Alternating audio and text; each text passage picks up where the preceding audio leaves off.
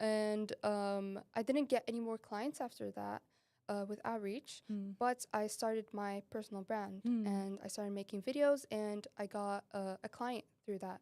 And it was my first like high paying client, Yeah. so Wow.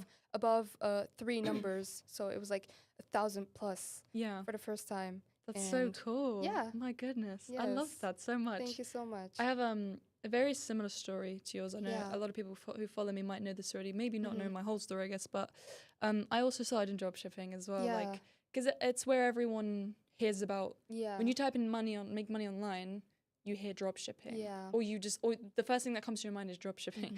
Mhm. Tried it. I didn't take it seriously because I just thought it's not really the type of way I wanted to go into it. I did have another business in the beginning of this whole thing of it was those little stickers that I Stickers, gave yes. you. It was these, I don't know what they were. They were just these little Yeah. designs. It was a clothing brand. Mm. Well, it wasn't really a clothing brand. It like turned into that. But anyways, e-commerce was the beginning. Yeah. And then SMMA, Mhm. right? Went into SMMA like you did. Landed quite a few clients with that. Made a lot of money with it. But like you said, it's so intense. Like yeah. it's you're being a mother to all this. It's not a one person job. No, it's not. Like Yeah. you have to have a team, and I'm Mhm. lucky I have a team for that. But you have to have a whole team for this stuff. It's agency. It's not like agency doesn't work. That you can definitely do it on your own with another person, but it is more intense than doing like freelancing, Yeah. which is what I switched to. Actually, it was kind of a funny story because I landed a coaching client instead of the normal SMA type of clients, and I was like, I made them over 6 figures really quickly, and I was like, what am I doing in SMA? Why didn't I just carry on doing what I just did for them? Yeah. And they're still with me. I've been with them for about 8 months or something like that. I remember what was it last year? 2024. 2024. Yeah. Yeah. Why am I forgetting the years? October, was it in October? I think it was in October. Mhm. Yeah, been with them for a long time, generated them a lot of money, and I landed some more coaching clients. Not to coach them, but to do work for them, Yeah. freelance work Yeah. for them, like you're doing Mhm. for your clients as well. Made 5 figures and stuff, and so it's cool. It works. Like I like what you said about you. You got your first client, even though they didn't pay you millions or thousands or billions like everyone thinks you're supposed to have in the beginning. You made like, was it 500? 500. It was 500 euros for the first one. Yes. for the first one, and like I think you made a good point of saying like if you've done it and if you've actually made your first money online, then it works. And you can make more. Like it's so crazy, like you said about the whole online world thing. Like before we get into the practical stuff, which I know a lot of people are dying to hear, what do I do? I would say freelancing for anyone, even on the small scale, like for me, like as we're both 17 and we're making more money than you would at a normal job. I think you used to work a job. I used to work. How much did they pay you? It was about 10 euros per hour, and I would work almost 5 days per week, and I would only like land like 600 max per month. Sometimes it would go up to 700, but that's because I was working overtime until midnight, and it was exhausting. It wasn't worth it, honestly. No, and then you landed this client, and it's just like one-time work, right? And it's just, you're not like grinding that hard. It just put everything into perspective. Like instead of wasting so much of my time at work and only getting like 600, 500 sometimes. Well, I landed this first client and it just got it in one day. And it was just insane because I was like, this is possible. It's not impossible. It's not impossible. No, I love that. I love that so much. I get a lot of people asking, like, does freelancing still work? Is it still profitable in 2025? And how the online game's grown so big? Is it still possible, especially with AI nowadays, which we will get onto because I know everyone's dying to know about AI. It's possible. You've done it. Yes. I've done it. Other people are doing it. Why can't you, right? Exactly. And it's not like, well, I guess if there is a secret to it. There is a secret to it.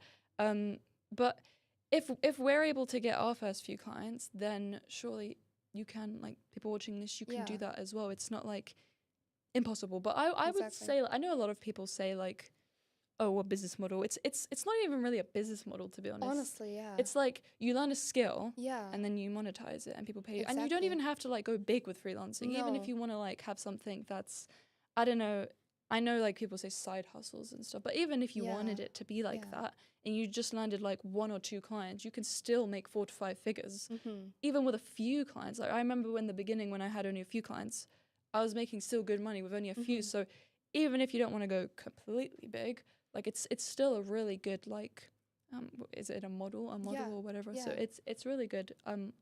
I love it. I've had the most success in terms of something I'm passionate about as well.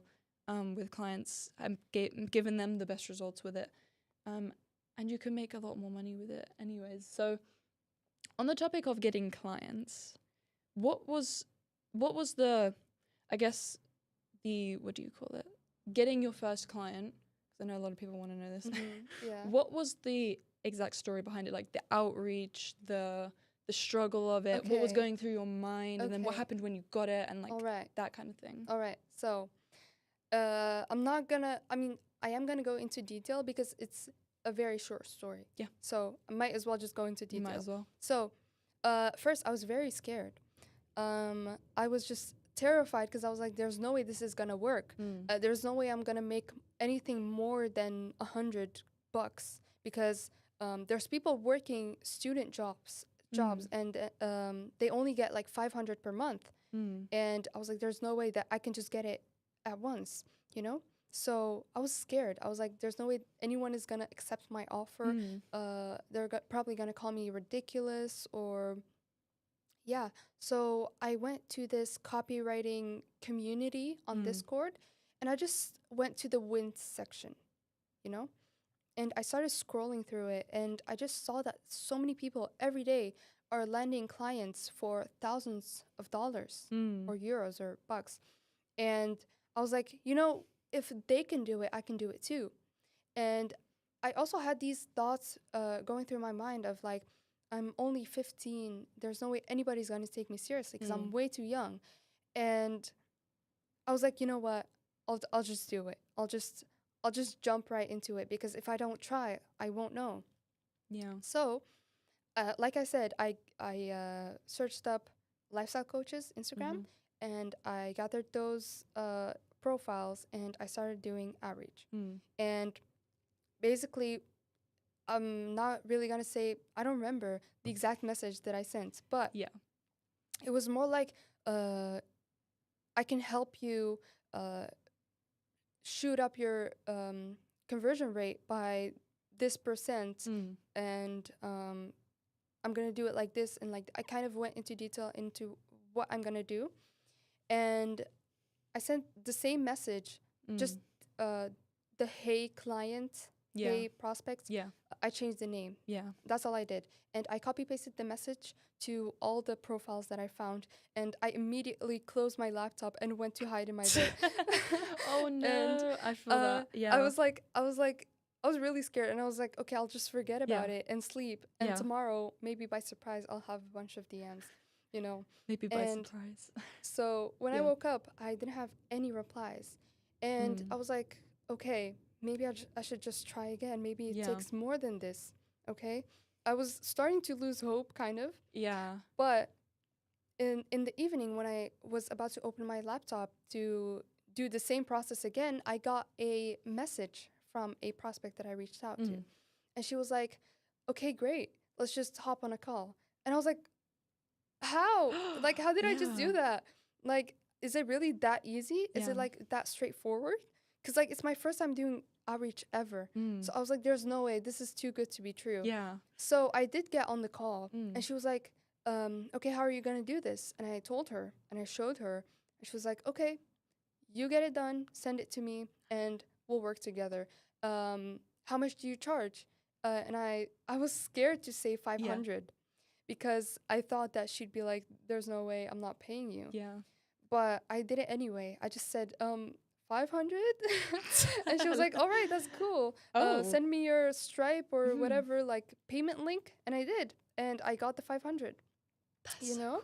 My goodness. And I was, right after receiving that payment, I was just almost crying. I was jumping and I was like, I made a video of myself jumping and stuff. I was like, there's no way I just did that. Yeah. And I wanted to tell my mom, but like I didn't get paid yet by the client. until the next day. So at the moment, I was like, maybe I should just save it until I actually receive the money, because like you never know.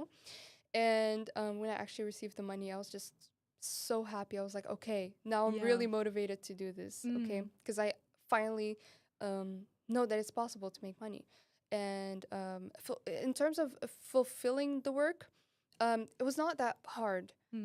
Because at the time I had a bunch of courses that I bought with the money that I was working for, and I just used them as reference. So for example, I did her emails and I did a couple of funnels.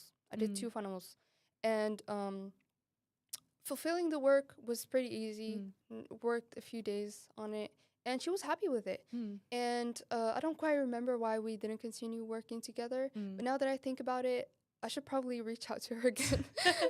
Unless she's working with someone. Yeah. But yeah, that's when I was really motivated to keep going. That is so cool. Oh my goodness. See, and how, I forgot to ask you, how many DMs did you send? Do you remember like an approximate number? In total, it was 1 message per prospect, and I had exactly 20 prospects. So it was 20 messages, and I know it sounds too good to be true. It feels like I won the lottery. Yeah. You know? Yeah. Because it's most people tell you to do 100 outreaches per day. Yeah. And so I thought that I had to do that. But I started out with 20 to like keep it simple because I was scared again. And I was surprised that I got a client out of that. That is so, you sent, guys, I want you to like really listen to this. You sent 20 DMs and you got on Instagram. A client on Instagram. Ice cold DMs to didn't even know what you're doing. Yeah. And you got a client. And I didn't even have a proper profile. I didn't have any posts. I had like 20 followers and a selfie of myself as my profile picture. No way. Oh my God, guys, this shows one thing, that you can land clients. Yeah. Like it's not impossible. And I think I experienced the same kind of thing. I thought like in the beginning when I was starting freelancing and getting clients, I was like, how am I going to do this? Like, there's so many different methods. People keep telling me I need to send I don't really want to send hundreds of DMs every day because that takes your sanity away and it makes you feel really like hopeless. You really hopeless, and it's just like it is definitely hard. And I forgot what it was, but I do remember sending quite a few.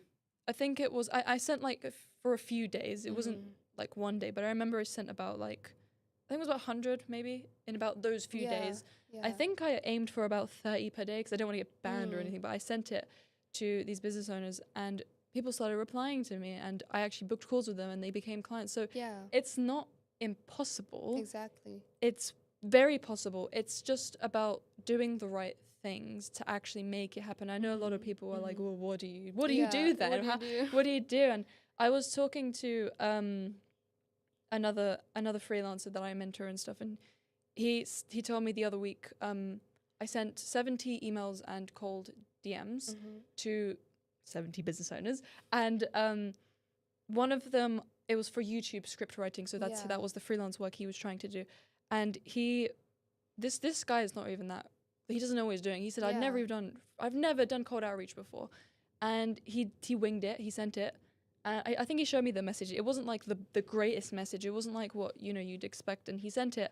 The guy asked him, do a video for free, see how it performs. It got like 11,000 views. And he was like, I'll pay you. So it's not impossible to get your first client. So I know that's a big question. And people are like, can I get a client? Is it impossible? There's like 8 billion people in this world. Exactly. So it's not like you can't. At least it would be reasonable for at least just one person. Just one person to even say yes. Yeah. And you don't need to be like, if you want to start, I guess, outreaching to clients, like the one thing I always think about is it's not going to be perfect. Like you started without it being perfect. I started without it being perfect as well. I just kind of found my way into it. And it was hard. Like cold outreach isn't easy. Like we all know you're in the trenches with cold outreach. I didn't even know what I was doing. No, you don't even know what you're doing. And then it's like, is it going to work and stuff? And then people ignore you. Yeah. Maybe you get told to fuck off. And some people say and then they ghost you, and it's hard, but it's possible. And I think the biggest thing, like you said, is for me as well, like when I started doing cold DMs and like outreaching to business owners, it was the fear. Yeah. I don't know if you've experienced the fear of like, I've got to message these people, and what if they say this? What if they say no? It's like overthinking. Just overthinking for no reason. Yeah, and what I learned is, because I had a period of doing cold outreach and then spending a really long time just messaging one person and then like really overthinking it and stuff. And I realized throughout this whole process from landing multiple clients, and I was like, you get over that fear. You kind of just have to go through the fear. And I remember I got a question from someone saying, what if I mess up? Like, we've messed up probably loads of times. Lot. Like, you may have lost clients. You know, same thing with outreach. Like, we may have messed up in outreach and stuff, but we've still landed clients and managed to make it happen. So you're going to mess up. And I don't mean that to scare anyone. I don't mean that to make anyone scared or anything. But it's just a reality. Like, I think another thing, I underestimated it as well, and I don't know if you have as well, is we all seem to think there is a magic button or some magic like outreach to getting people to respond to you and book calls with you and pay you. There isn't at all. There is no magic. No. There's no magic. And there's also not a specific method because each person thinks differently. You can't just put them in a box and say this specific message is going to work on all of them. Yeah. You know, each person has a different thinking process and they have different ways offer, type of different buyer. offers and different ways of different boundaries as well. And they want different things from you. Yeah. So you can't really put them in a box and say this is the outreach method. The copy and paste, just random message. Yeah. I like that a lot because every single cold outreach DM I send, because people always ask, what do you send as the message? Like, if you're a freelancer and you want to get a client and you want to do cold outreach, what do you send? Like, because obviously the message is what gets people to reply. And I don't have a set message. I have a framework, obviously. It has specific elements that needs to be covered in the first initial message. But like you said, it's not one way. Yeah. It's not one method. It's not one copy and paste from ChatGPT. Yeah. I mean, maybe it is from ChatGPT, but it's all personalized to them because they're all different. Yeah. Which is a good thing because it means you don't really have to overthink it. You're tailoring it to them, and business owners like that method more. And I think all these people are giving methods online, and I find that works the best. And I mean, you've probably seen that as well. But getting your first client isn't impossible.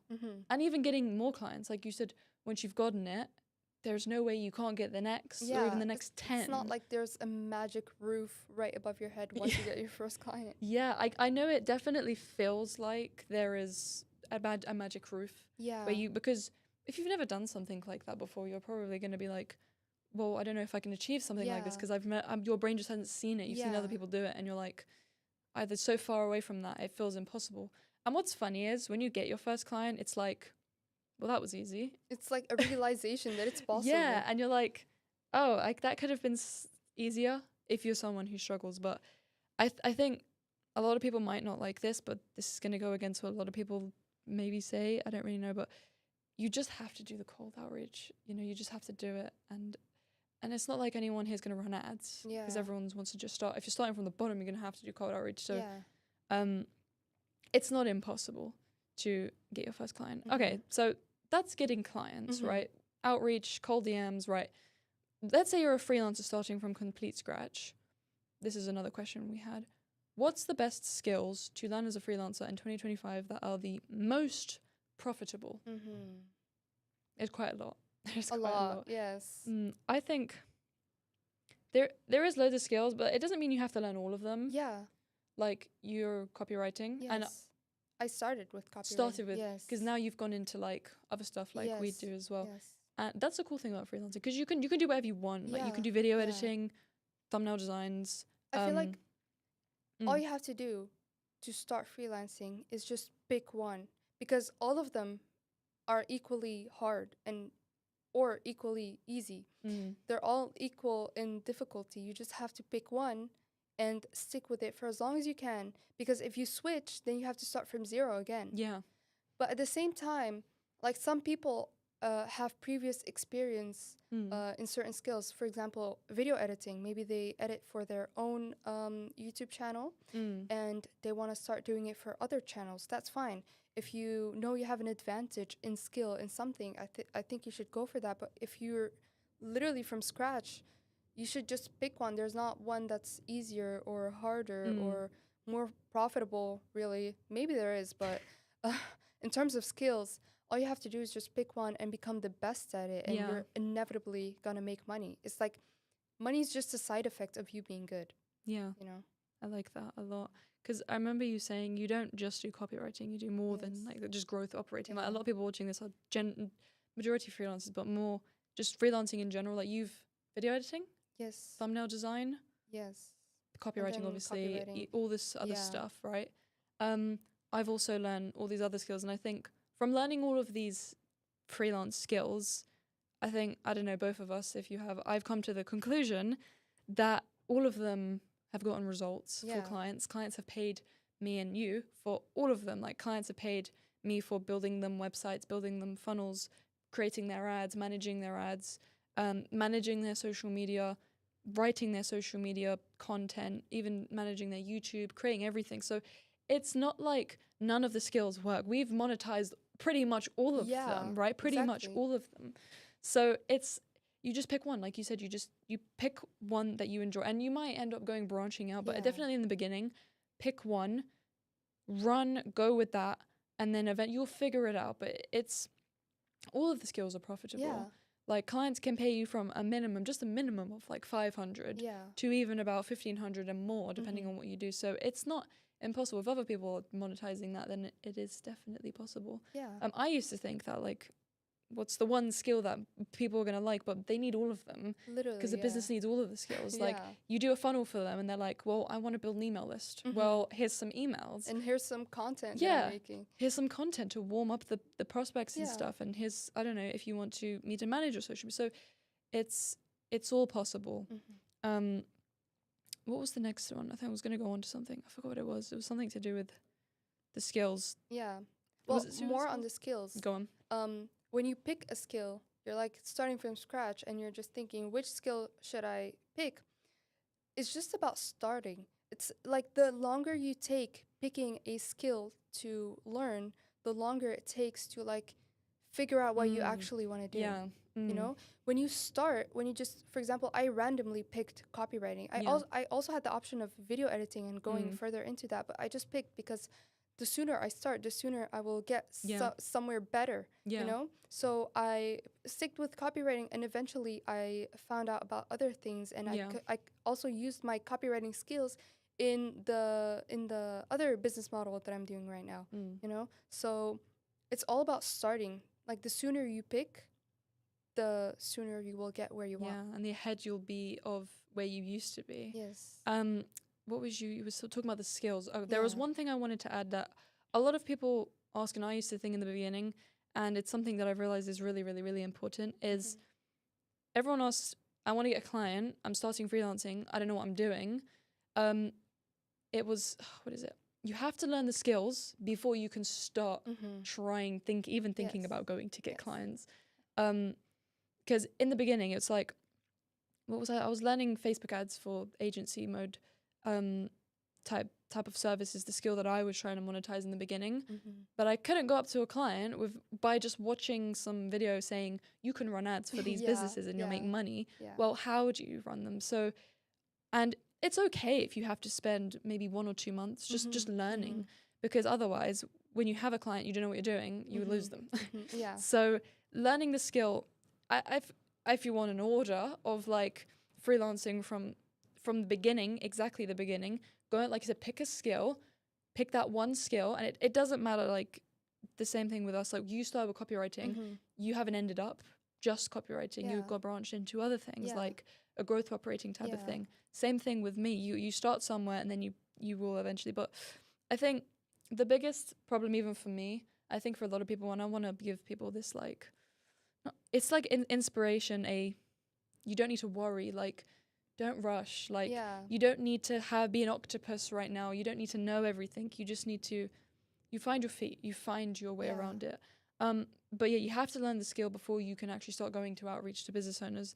Once you've learned the skill, and I think another thing that stopped me in the beginning of my freelancing journey, what stopped me was thinking I had to be good enough before I could start reaching out to clients, because I was spending all of this time like reading as much as I could about ads, watching all of these videos on YouTube, just learning everything I could, and I was like, we're not good enough yet, so we need to keep on going. And I think that cycle becomes a bad cycle in the beginning, because obviously you're learning, but it becomes something that's less about learning and more about it's more of procrastination. Yeah. And I don't want to, I'm not saying to everyone you're procrastinators, but it turns into that without, it's not actually your fault, because that's just how we are, right? If we don't know something, then we're going to avoid it. So how do you know you're good enough? I guess is one of the questions that I get asked a lot. And what I thought about in the beginning, you will never know you're good enough. And I think becoming good enough is like a continuous journey. Don't know, what do you think? Yeah. I don't think you should spend too much time dwelling on whether you're good enough or not, because at the end of the day, you're also not an expert that will know, that will be able to figure out if you're good enough or not. So give yourself some time to learn. So 1 to 2 months, like you said. And after that, it just becomes like procrastination, you know? And obviously, like, I get why you would want to learn for more than 3 months, 2 months. And like you said, it's to feel like you're good enough to do outreach, because I get that feeling too. Like, I felt like I was scamming people because I wasn't good enough, you know? Oh, I feel that as well. It feels like when you do it for them, it's like, what if I don't get them results? I'm a fraud. Like, they're giving me money and I'm just clueless, you know? So I do think you should go through a learning phase, but just don't make it too long, because past that, you should just start.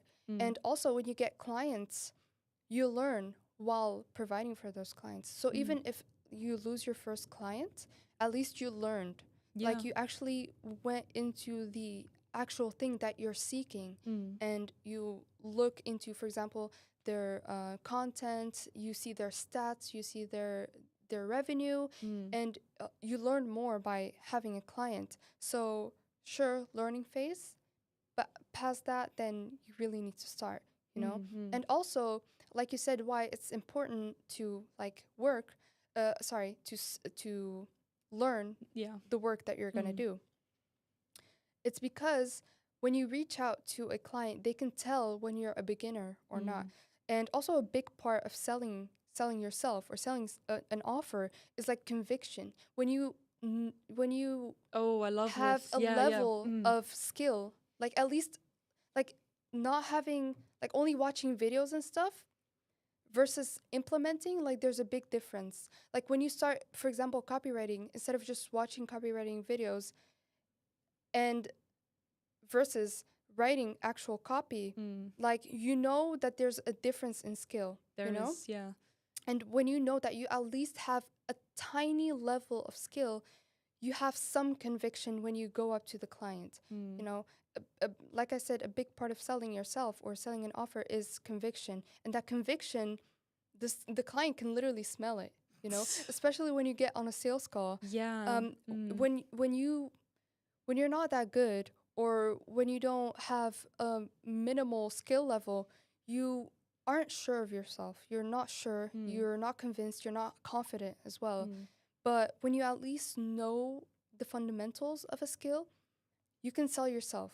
Like, you have a chance of actually getting there. That's what I did with my first client. When I got on a sales call, I wasn't perfect, of course. I was also in the panicking phase of like, I need to learn more. I need to read more. I need to write more.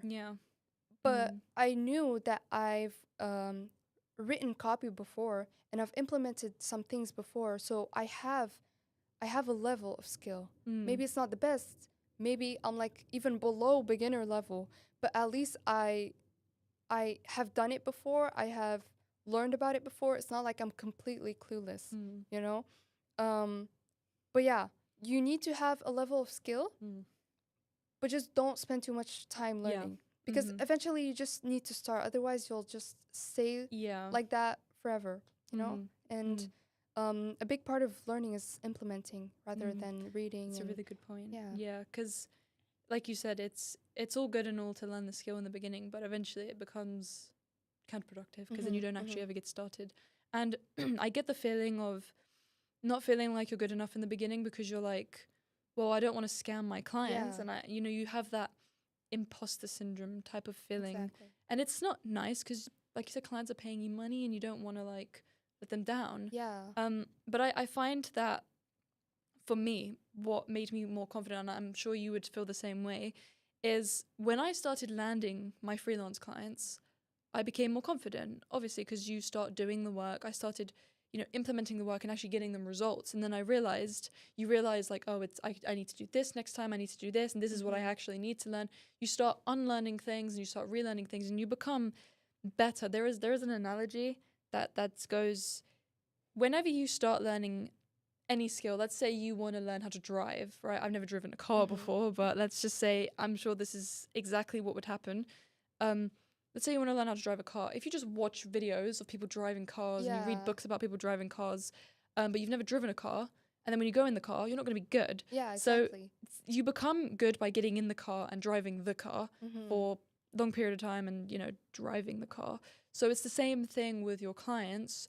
You become better at the skill, or you become good enough once you start actually implementing, like you said, the skill, whether it be video editing, copywriting, YouTube script writing, Instagram script writing, funnel building, sale, whatever freelance skill it is. I don't know, photography, if that's one. It all comes down to actually doing it. Yeah. You can learn as much as you. But I love learning. I don't know about you, but I love learning. Yeah, me I too. would sit and take masterminds. I'm sure you've bought courses and stuff. Yeah. But eventually, it just becomes a thing where you just have to do it, and that's okay. Like, just kind of go for it and see what happens. I think that's that mentality of just accepting what comes, because then otherwise you'll never start. And I think that's another thing that stops people from starting, and then they start asking questions like AI and what if I'm not good enough, and what do I send? And it stops you. All this stuff just stops you from starting. On the topic of questions, though, I asked you guys some questions to do with freelancing, to tailor it to you guys more, make it more impactful for you guys. So do you want to get into those questions? Sure. Let's go into those questions. I've got to find it actually. Okay, we have a lot of questions here, quite a variety of burning questions that you guys have to do with AI. I know that's a really big thing in the freelance space right now, and it is definitely a concerning topic. But we'll get into that. Courses, should you buy courses? All these types of questions. So what question is the best to start with? We read those questions. Which one did you know which one we wanted to start with, or did you have any in mind? I think, wasn't it about the courses? Let's do courses.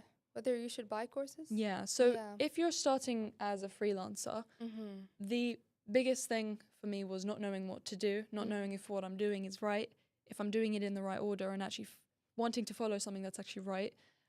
Should you pay for courses, join masterminds, and join groups? What is your experience? Well, I made a video about this before, and it was basically on the topic of why it's not always necessary to buy a course.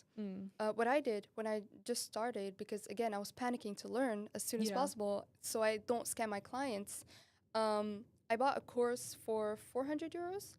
I think it was almost 500 euros. And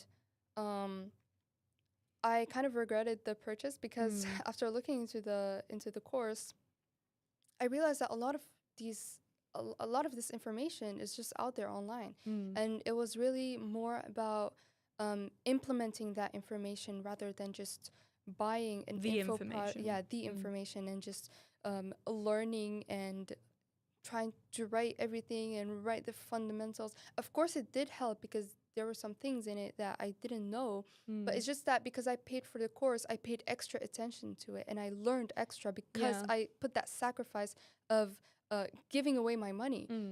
It helped me in terms of motivation to learn, and also, like I said, a few things that I didn't know.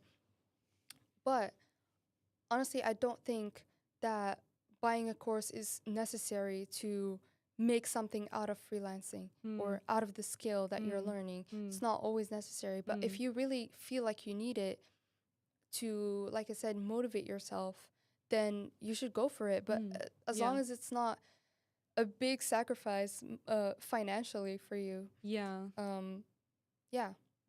all I have to say about it. I do definitely agree. I think I've paid for thousands for different masterminds.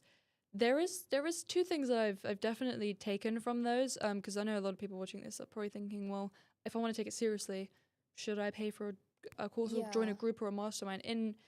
I very much agree with what you're saying. In my experience of paying for courses and stuff, I definitely felt the same way.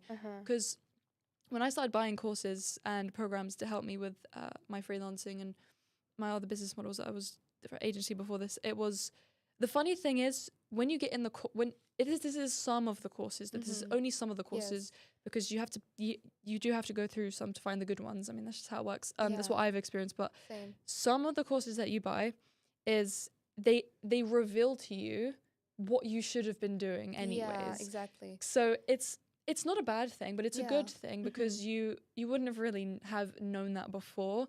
That's one thing about courses that it's, I think for me, the biggest thing was not just going there for the information, like you said, and actually the implementation. So if you're going to buy a course or a program or whatever, you definitely want to look for one that's actually going to help you implement it, not just giving you, here's what I know about this thing. Exactly. It's actually, no, go and do this, and it will help you get this result, and here's this actual blueprint. That's why coaching communities are very popular now. Like it's like, for example, in school, it's like a course and then Zoom calls and then a community to talk to. That's why they're very popular right now. Yeah. And honestly, I like them. They're pretty cool, especially if you're really trying to take this seriously. But in terms of a course, like you said, most of the information is already out there, and it just reveals to you what you should have been learning, what you should be doing, which is you should be doing. Go outreach now. Exactly. Go outreach now. Go and send the message. Do it enough. Go follow up with the people. Yeah, that's funny. I like that. It's So when I remember this time when what was it? I forgot how much money I spent. I remember when I was starting my freelance journey, and I spent nearly the same as much as you did, and I also spent 4,000 on another course. Oh, wow. And I remember doing it, and I just remember it being, it revealed to me what I needed to do. So it's like, oh, well, I paid 4,000 to basically know the same thing I was going to do anyways. Yeah. Not to say all courses are bad, some of them, but I think that's also a good thing, because there isn't really a magic button to all of this stuff. It's possible, even if you don't, figure out who's the best, like, what course should you buy. I definitely think there is a difference between the more coaching, like the more where you actually get to meet the person or whoever it is a bit live, because then you can actually like get them to tell you like, here's what you need to do. I definitely think if you're so clueless, which I think a lot of people are, you should definitely look into it. But there's just so many different things. I paid like a couple thousand for another mastermind, which I actually really enjoyed, right? I actually learned so much from it. And it really helped me with all the offers that I built for my clients. So it's like some are really good and some are, but it is a mixed thing. Yeah. But definitely what I now look at is if I want to get guidance on something, on an actual blueprint. So you want to look for something that's actually going to give you a proper blueprint, not just here's copywriting or here's a video editing course just to learn. It's more of a blueprint, but it's definitely going to be a hit or miss, because some people's courses aren't, because you've been in one. Yeah. I've been in some. Who was the 400 one? Was it a copywriting one? Yeah, copywriting. Yeah, big one. Can I name drop? No, I think I know who you're talking about. Okay. It wasn't good. It's not.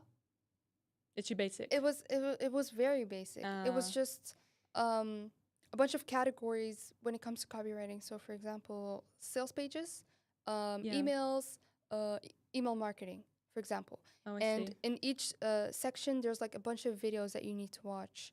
And why I also didn't like it is because on top of that 400, there was a monthly subscription. Yeah. So, and also the courses were revealed per week. So when I finished watching the first week, I had to wait until the next week, and it took me too long to finish the course, and I ended up paying like 300 in subscription. That's such money. An interesting model. Yeah, that's very interesting. I was pissed, but yeah, and it's also the information was pretty basic. Yeah, so. I definitely think if you're a complete noob, I guess it would, that kind of course, and I think most of those beginner ones are definitely to get you up there.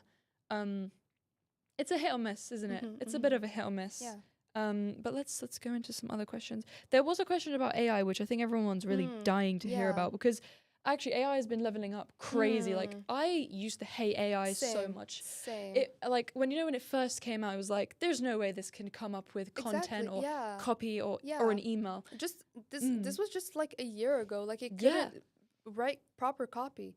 This was a year ago, and look at it now. And what's funny is, like, I don't know about you, but I implement it in everything I do. And what's funny is it literally takes 90% of the work for all of the clients. But the big question that everyone has is, because AI is leveling up so much now and it's doing it at a really fast pace, is it going to replace freelancers? Is it going to replace people like copywriters? I know we've got video editing ones. Like, look at ChatGPT creating these anime images.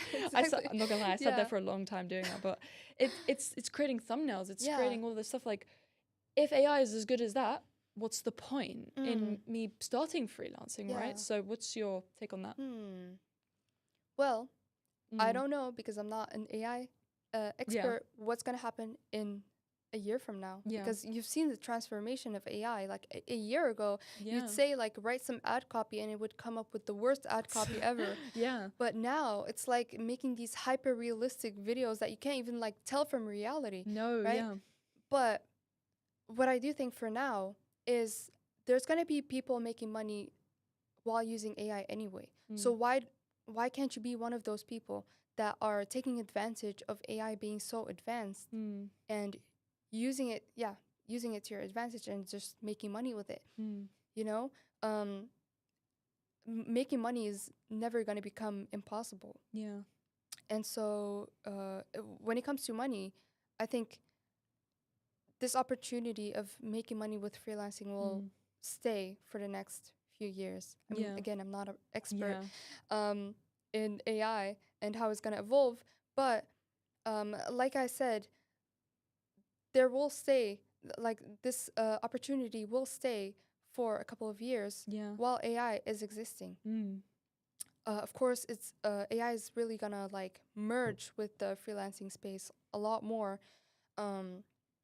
But you can be one of those people that's using AI to their advantage and making money, you know? You use it, right? For right now, client work. It's amazing. Yeah, it's amazing. It's so good. Like, it takes off a bunch of the workload. Like, for example, like AI agents and AI, what was it? Like GPTs and AI agents. Like, you just train them, you give them a bunch of information, and they work like clones. Like, basically, like clones of yourself, and they take a bunch of workload. It's so leverageable. This is what I've found, because when you land more clients, it becomes like you need to leverage it. So in my experience with AI, and everyone's always wondering, I used to think, like, well, if AI is so good right now, like, what's the point in doing this? Like, I used to hate it. Like I said, I used to hate it so much, because it would generate, like, the crappiest stuff ever, and I'm like, I'm not giving that to a client, because it just sounds so robotic and just trash. And I remember this was only a couple months ago, and I came around, you know, when ChatGPT decided to go full beast mode and was like, here is this image that looks, and it's leveling up, and you got things like Claude and stuff. I remember I was just like, you know what, I'm just going to have to use this, because, I mean, it's good. And what's funny, I went from hating it to loving it now, because I use it in all of my client work. Like, literally all the emails are written with AI, and it's funny how they generate more results than the human, which is weird as well. But I think in terms of answering the question, like, is AI going to replace freelancers? Yes, but I don't think it will replace a freelancer in this specific context, because me and you, we work with clients that emails, for example. Let's just say email copywriting or video editing, because you've got AI video editors. Our clients are still paying us for those types of skills. They could go and do it themselves. Why don't they? Because they want to hire someone to do it for them. Business owners have not got the time to be wondering how to create a prompt. To even know. Train an AI agent. To train it. They've got money to make, sales calls, clients to take care of. I think AI will replace the freelance work, but it won't replace the freelancers. I think that's what it's going to.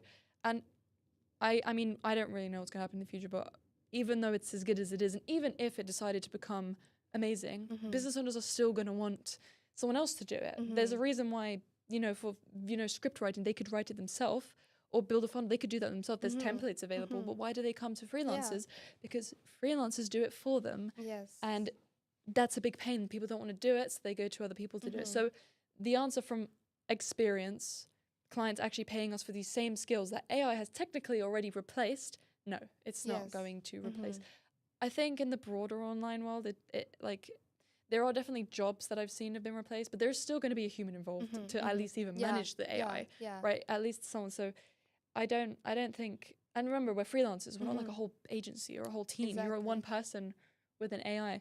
But in terms of AI as a freelancer, okay, so it's not going to replace me. How do I leverage it then?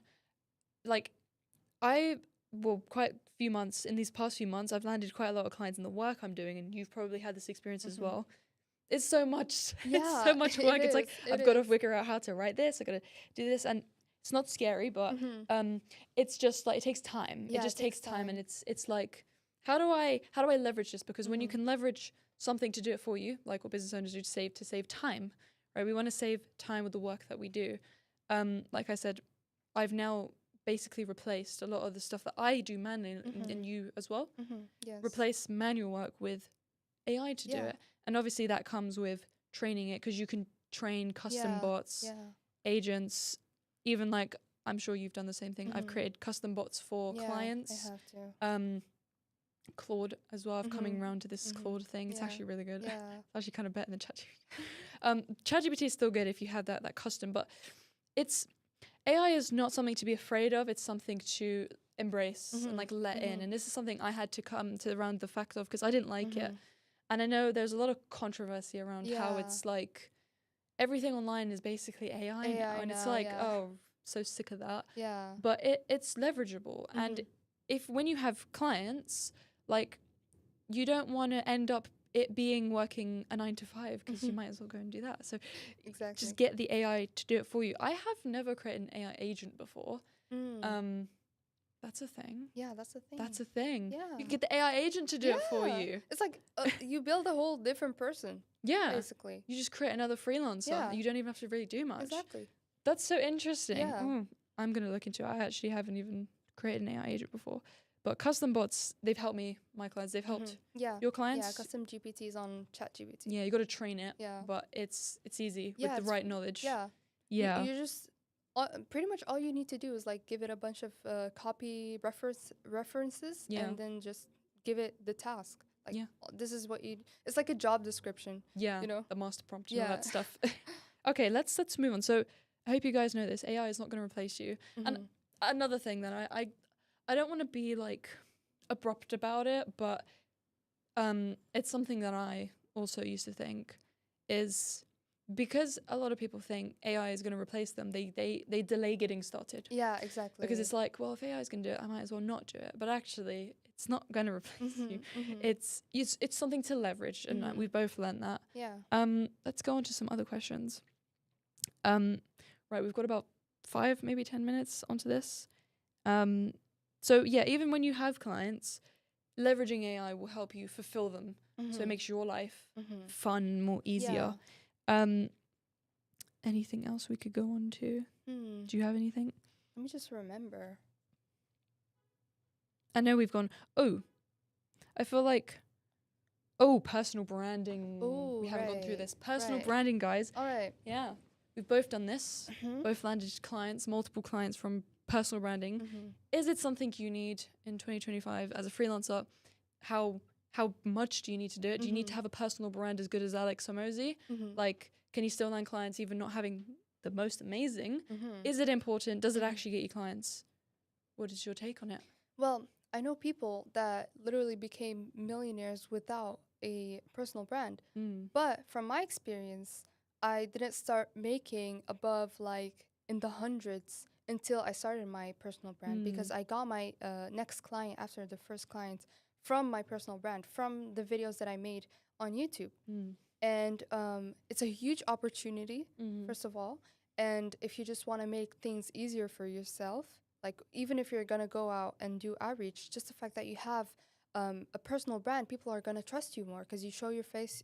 You show your face and you talk, and you also like show your personality, and you show yourself. You just like, it's like a preview of the person that you are. And as well as when you have an audience, it's very easy to monetize that audience. So even if you're like done with freelance work, you can just monetize your audience. Like, for example, sell a coaching program, or teach people what you've been doing. So I do think a personal brand is very important. I'm not saying it's impossible to make something out of freelancing without a personal brand. But a personal brand is like a huge opportunity. It's a must do if you really want to make money and if you want to make it big in this space. I feel like nowadays a personal brand is a standard. I feel like it's a standard, like you kind of have to have it. It doesn't have to be Alex Hormozi type of personal brand. Obviously. Like you said, you didn't even have barely any content. I've seen it. Remember your personal brand wasn't like the most like craziest thing, but you still landed clients from it. And because I've taken it super seriously and I've gone really, really deep with it. It's not even about the fact that I've grown such a big like 25K following across social media. It's not even just about that. I think in the beginning when I was trying to land clients and really struggling, like trying to figure out the right message and stuff and trying to, just tweaking the message and thinking, why is my message not working? I found that the thing that actually made it work even better was the brand, right? Because it doesn't matter if your message is terrible. Your brand will kind of carry you because it speaks for itself. And it doesn't have to be, like you said, it shows you're a person. Like clients who want to, especially in 2025, because the online space has grown so much, it's like, it's taken another level. People are more aware of cold outreach and they don't really want to be talking to most people. Having the brand just has that trust element because just sending a message alone, even following up with them, even if you guaranteed 10 to 30 paying high quality paying clients in the next 30 days on a pay on results basis, that funny offer, it doesn't matter if no one can trust you, they're not gonna take the offer. So and it's not like you said, you don't have to go that crazy with the personal brand like what I've done. Like we're on both ends of the spectrum. Your brand isn't super crazy, mine's gone a little bit crazy, but it just shows we both landed clients from it. And even on the small scale, I definitely have seen that having that personal brand helps clients to trust you. But also, you will get inbound clients. Like, I mean, I don't know if you have or not, but either way, you can get inbound clients who are coming to you. But it really, if you're going to do outreach, if you're going to do anything, any type of client method, you have to have a personal brand to have that trust element. Because what I found is a lot of people are skeptical, right? The trust nowadays is like gone so down floor. Like it's not, people don't really trust people that easily. Like they would trust you with a bunch of content on your page or like a link to your YouTube channel rather than someone with a bad like even if it like shows them and like their full name and everything, just the fact that they don't have a personal brand, like subconsciously they trust them less than someone who's making videos and showing themselves, you know. So and like you said, inbound clients, like this client that I have right now, like the client that I got after my first client, so my second client actually came to me to like ask me to work with. That's so him, cool. You know? So it's a huge opportunity, and because that's my experience, I will also preach it to people. And I will say like you should start a personal brand. You know? There was another thing I was gonna add. It's the clients that I've had that aren't necessarily, all of them might not be, and you're gonna get a mix of outbound and inbound, but the clients that I have actually, like they say things to me like, I love your profile, can you do the same thing for me? Oh yeah. So you can get more opportunities from the same clients because of your brand. And it's like it's even if you don't want to go that far, right? You may not want to go that far, but it's when clients see the fact that you're talking about the thing, you're showing your expertise, you're showing dedication, and like you said in the beginning, conviction. Because I don't know, I've worked with clients and to hear their sales calls, and the difference between what sells and doesn't is the conviction, the confidence, because it speaks for itself that you're confident in what you do. And it doesn't mean everyone's going to say yes to you if you have a personal brand. We've experienced people say no. That's just how it is. It's just how it goes. but you will be missing out on a lot of opportunity without a personal brand. How do you get started with it? It's there isn't really one set way. Like your brand is very different from mine. Yeah. Like we kind of got like completely opposite in a way, but at least just having it. And having a personal brand does not just mean having a Spider-Man filter profile picture where it says, I like to go to the gym. Yeah. And you have one picture of you at a restaurant. Like, it's not really how personal brand works, but it just has to show trust in the end of the day. It shows your dedication and trust. I think we covered everything. Do you want to add anything else on the personal branding stuff or anything else that you wanted to say? I just want to say, like, if you're scared of starting a personal brand, like how I started is I never even talked on camera before. Yeah. It was like my first time ever when I set my phone. And I didn't even have a phone stand to put my phone in. So like I just held my phone like this and I talked. And then to not cringe at myself or never do content again, I just uploaded the video and never watched it again. And really? Yeah. Oh, and that's how I made my videos. Like I don't even know like what my videos look like anymore because I just don't watch them after uploading them. So if you're scared, I think you should do that. Yeah. I love that so much. Just before we finish, actually, I do think that when people leave this video, I want to give a little bit of a saying here before we end. Hold on with us, guys. Here, just hold on here. I think a lot of people will watch this video and 90% of people will not start. Yeah. And it's okay. Yeah, like, exactly. I get that. It can feel scary. It can feel like, I still don't know what I'm doing. Me too. I remember like when you just said when you started you were scared. When I started I was scared, like especially with the personal branding thing. I remember I was scared to start YouTube. Like I don't know, we've known each other for a while and spoken in that type of personal, but I remember when I started this whole business thing, I was a very insecure person. Like I just I won't go deep into it, but I was not the most confident person you'd ever meet, really. If you give me a camera, I'm going to say no, let's put that somewhere else. I would hate the camera. Even just talking to people, like in real life, there's random people, or even DMing people, I was so scared. And I was also scared in my ability that, you know, when you feel like you're not good enough and stuff. And the one thing that I've learned from that whole thing is, I know it sounds so cliche, but you just have to start. Exactly. You just have to, and you start somewhere. Yeah. And there's a quote that I love so much, and I think it's really good to end this, and I want it to really stick with everyone watching this video, is you do not have to be great to start. You have to start to become great. Yes, I think exactly. You know that quote. Yes. You have to start to become great. And that's okay. Like when I started building ads and funnels for people, I didn't know what the hell a funnel was. Yeah, me too. Do you remember like the first time you'd ever built like something? I literally didn't know what I was just like clicking stuff. Yeah. I was like, okay, how does this entire thing work? Exactly. It's like you're so clueless in the beginning, and that's okay. Like it's fine if you feel like you're not good enough. It's all a process. And I think what I want everyone to leave this video today is if you feel like scared to start, maybe you feel like you might mess up, you feel like you're not ready, you are more than ready. The fact that you want to watch this video and take in the knowledge we've just shared shows you are ready. You're more serious about doing it. And if you're scared, just go for it. By being scared and not doing it kind of gives you a little bit of like, it stops you from, like you said in the beginning, getting to where you wanted to go, at least somewhat a few steps ahead. So I want everyone to leave this video from personal experience and as love for all of you guys. Just start. Yeah. And it's okay. Yeah. Be afraid to mess up. Be afraid to make mistakes and just have fun with it. Like just have fun with it.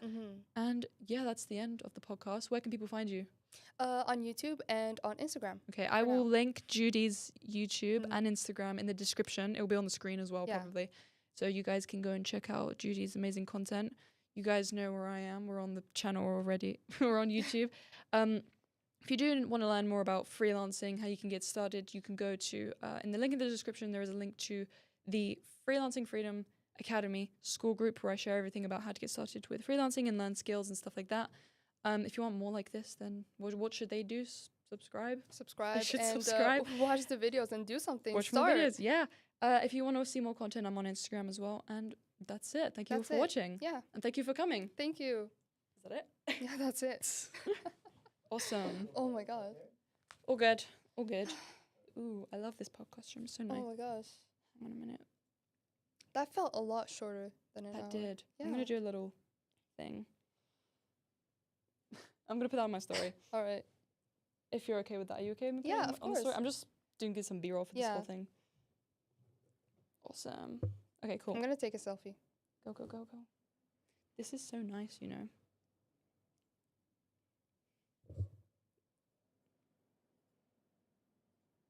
Awesome.